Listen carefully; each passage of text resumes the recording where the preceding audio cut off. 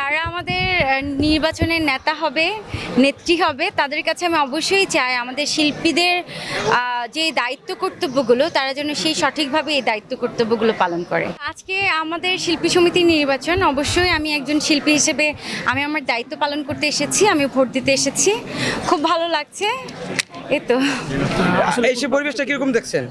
হ্যাঁ, নির্বাচনের পরিবেশ কিরকম পরিবেশ দেখছেন? তো খুব স্বাভাবিক দেখছি।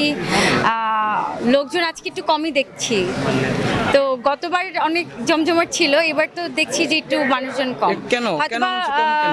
আজকে ফ্রাইডে, সবাই হয়তোবা নামাজে আছে, নামাজ পড়ে হয়তো বিকেলে সবাই ভোট দিতে আসবে। আচ্ছা, আপনি কোন প্যানেলকে দিবেন?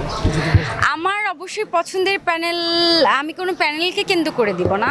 দুইটা প্যানেলই আমার জন্য খুব কাছের, মানে দুইটা প্যানেলই আমার কাছের ভোটার আছে, সবাই শিল্পী, সবার সাথে আমার খুব ভালো আন্ডারস্ট্যান্ডিং। আমি আমার পছন্দের শিল্পীদেরকে ভোট দিব।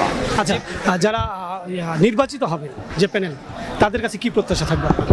যারা আমাদের নির্বাচনের নেতা হবে, নেত্রী হবে, তাদের কাছে আমি অবশ্যই চাই আমাদের শিল্পীদের যে দায়িত্ব কর্তব্যগুলো তারা যেন সেই সঠিকভাবে এই দায়িত্ব কর্তব্যগুলো পালন করে। নির্বাচনে কেন্দ্র করে অনেক বিতর্ক, অনেক কাদা ছোড়াছুড়ি, এই বিষয়টা নিয়ে কি বলবেন?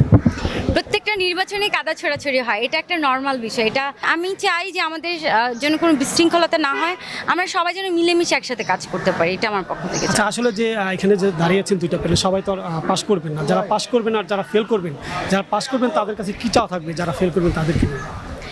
যারা জয়ী হবে তাদের কাছে আমি চাই অবশ্যই তারা যেন আমাদের শিল্পীদের পাশে থাকে, অনেক দুস্থ শিল্পী আছে তাদের পাশে থাকে, এবং আমরা শিল্পীরা অনেক সময় নানান ধরনের প্রবলেম ফেস করি, কাজ করতে গেলে আমাদের নানান ধরনের প্রবলেম ফেস করা হয়। আবার অনেক সময় আমাদের রেমুনেশন নিয়ে অনেক ঝামেলা থাকে, দেখা গেলো আমরা একটা কাজ করছি, সেখানে সাইনিং করালো একটা পেমেন্ট পেলাম না, এগুলো অনেক ঝামেলা থাকে। আমরা সমিতির কাছে অনেক সময় নালিশ দিই, সমিতির কাছে সহযোগিতা চাই, সমিতি আমাদেরকে এই ধরনের ঝামেলা থেকে অবশ্যই আমাদেরকে সহযোগিতা করবে।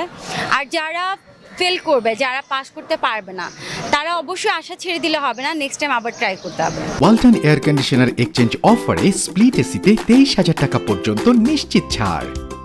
আচ্ছা, নির্বাচনের আগে যারা ভোটার প্রার্থী হন তারা অনেক প্রতিশ্রুতি দিয়ে থাকেন যে এটা করবো সেটা করবো, আসলে যা পাস করার পরে আসলে সেই কাজগুলো করা হয় না।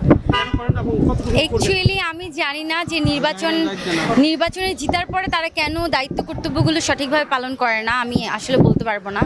আমি তো নির্বাচনে দাঁড়াইনি, এটা আমি জানি না, বলতে পারছি না। আচ্ছা, গত দুদিন ধরে একটা গুঞ্জন হচ্ছে, সেটা হচ্ছে মিশা সওদাগর প্যানেলের কোনো একজন আসলে শিল্পীদের বাসায় গিয়ে টাকা দিয়েছেন, এরকম একটা পেন ড্রাইভ দিয়েছিল, এ ব্যাপারে কি? শিল্পীদের বাসায় গিয়ে টাকা দেওয়াটা, এটা আমি জানি না, যে এটা আমি নিজেও বলতে পারবো না। কিন্তু আমার কাছে মনে হয় শিল্পীদেরকে টাকা দিয়ে কেনা যায় না, শিল্পীরা এত সস্তা না যে টাকা দিয়ে শিল্পীদেরকে কেনা যাবে। শিল্পী জিনিসটা না অনেক ভারী একটা বিষয়, আর সামান্য টাকার কাছে শিল্পীরা বিক্রি হবে এটা আমি বিশ্বাস করি না। আসলে শিল্পী সমিতি কখনোই পারবে না চলচ্চিত্রের উন্নয়ন করতে, তাদের পক্ষে এটা সম্ভব না। তারা পারবে শিল্পীদের প্রবলেম সলভ করতে, শিল্পীদের দায়িত্ব কর্তব্য যে রুলসগুলো আছে সেটা করতে, কিন্তু শিল্পী সমিতি কখনোই পারবে না আরও 10টা হল করতে, শিল্পী সমিতি পারবে না আরও 10টা সিনেমা করতে। এটা শিল্পী সমিতির কাজ না। শিল্পী সমিতি যে কাজগুলো সেগুলো শিল্পী সমিতি করলেই হবে।